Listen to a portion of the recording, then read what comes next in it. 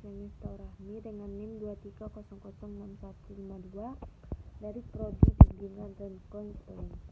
Baik, di sini saya akan menjelaskan materi mengenai administrasi peserta didik. Arti dari administrasi peserta didik itu proses mengelola, mendesain secara serius terkait sumber daya yang ada di setiap lembaga yang dikenal dengan 7M tambah 1I. Untuk mencapai tujuan secara efisien, salah satu dan 7M itu adalah kita. Peserta didik adalah anggota masyarakat yang berusaha mengembangkan dirinya dan berusaha mengembangkan potensinya melalui pembelajaran yang tersedia di tanah air ini sesuai dengan jalur jenjangnya seperti SD, SMP, perguruan tinggi, dan lain-lainnya.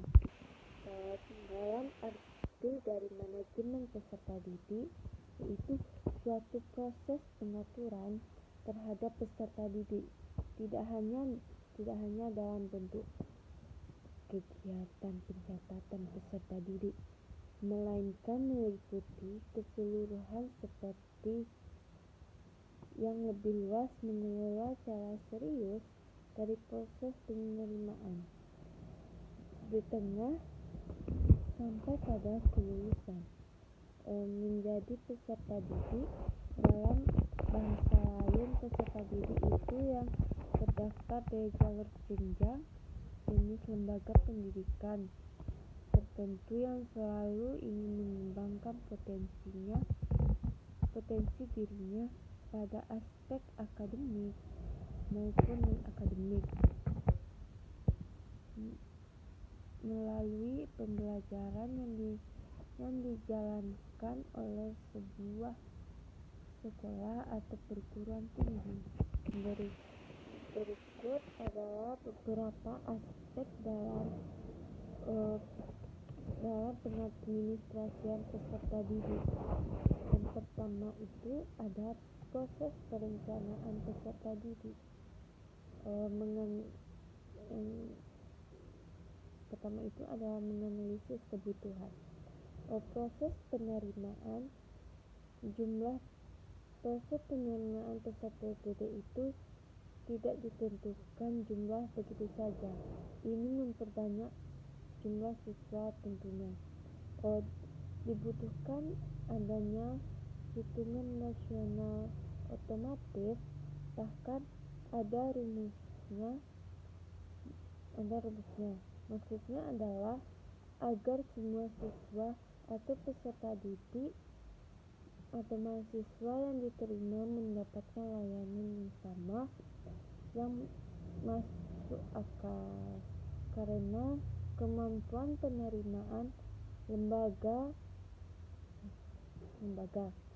kalau di perguruan tinggi adalah kapasitas sarana dan prasarana, kemampuan perbandingan jumlah dosen di kampus dengan jumlah mahasiswa yang diterima di jurusan tersebut, yang sampai rasio perbandingan dosen dengan mahasiswa menjadi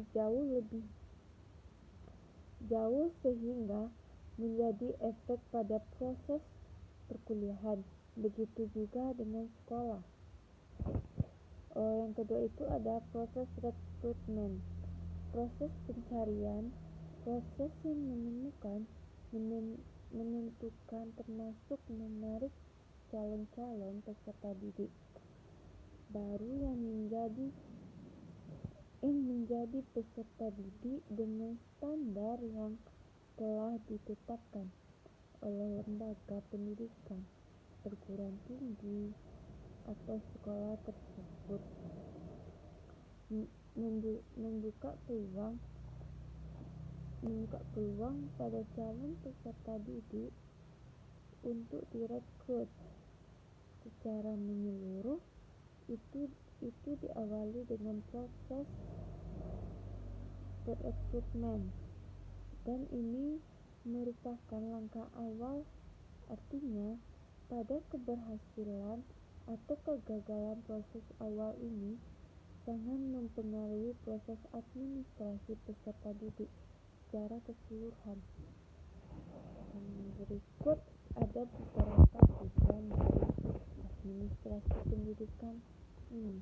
Yang pertama itu untuk mendapatkan peserta didik yang memiliki karakteristik, yang memiliki kemampuan yang sesuai dengan standar kemampuan sekolah, dan dalam rangka membina dan sekaligus mengembangkan peserta didik nantinya.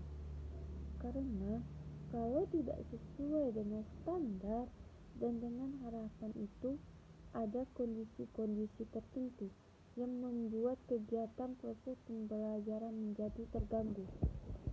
Yang kedua itu ada tujuan khusus dari administrasi peserta didik. Yang pertama itu ada untuk mendapatkan peserta didik yang memiliki karakteristik sebagaimana ditetapkan dalam syarat-syarat penerimaan peserta baru atau syarat-syarat pada mahasiswa baru pada lembaga pendidikan tersebut. Yang kedua itu ada mereka memperoleh keadilan kepada masyarakat luas bagi calon peserta didik. Artinya, siapapun memiliki hak yang sama asalkan mereka memenuhi syarat sebagai calon peserta didik. Yang ketiga itu ada meningkatkan mutu terkait layanan pendidikan bagi anak maupun orang tua, dan berbagai tujuan khusus lainnya. Artinya ialah unit dan standar setiap sekolah atau perguruan tinggi dalam rangka menumbuhkan karakter apa dan kemampuan apa ingin didapatkan dari capaian peserta didik lainnya. Yang itu ada beberapa tahapan dalam administrasi pendidikan. Yang pertama itu ada pembentukan tim. Yang kedua, penerimaan prosedur dan persyaratan yang harus dipenuhi oleh peserta didik. Yang ketiga itu ada pengumuman atau sosialisasi sejumlah persyaratan dan mekanisme yang harus ditempuh oleh peserta didik, dan informasinya harus sangat jelas dan menggunakan bahasa-bahasa yang lebih sederhana yang dipahami oleh siapapun yang membacanya. Yang keempat itu ada penerimaan berkas. Yang kelima, verifikasi. Yang keenam, ada rapat tim panitia untuk menentukan perankingan dari banyaknya calon peserta didik yang terdaftar di sekolah tersebut. Yang ketujuh itu ada pengumuman peserta didik. Yang kedelapan, penempatan peserta didik. Yang kesembilan, lalu peserta didik akan melewati masa orientasi. Lalu ada prinsip-prinsip dalam administrasi pendidikan ini. Yang pertama itu ada prinsip yang pertama, harus objektif, dinilai dari kelengkapan dan memenuhi syarat. Yang kedua itu ada transparansi yang jelas. Yang ketiga itu ada akuntabilitas.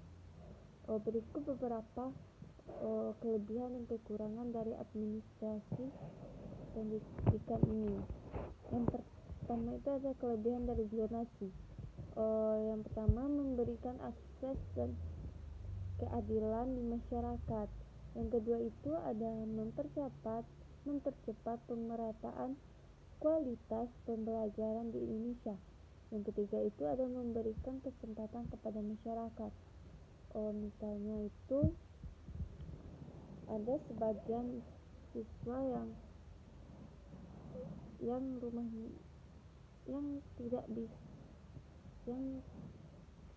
yang kurang di prestasinya. Dengan adanya zonasi ini, masyarakat akan terbantu dengan jalur zonasi ini. Dari kelebihan zonasi sudah, lalu kita lanjutkan ke kekurangan dari zonasi. Yang pertama itu ada kecurangan di tengah masyarakat. Contohnya itu sebagai masyarakat itu biasanya curang, dia lebih, misalnya dia menumpang anaknya di kartu keluarga yang bertepatan di rumah keluarganya lebih dekat dari sekolah. Mereka akan memanfaatkan itu. Yang kedua itu ada penurunan motivasi belajar siswa. Sekian yang dapat saya sampaikan. Kalau ada salah kata saya mohon maaf. Saya akhiri. Assalamualaikum warahmatullahi wabarakatuh.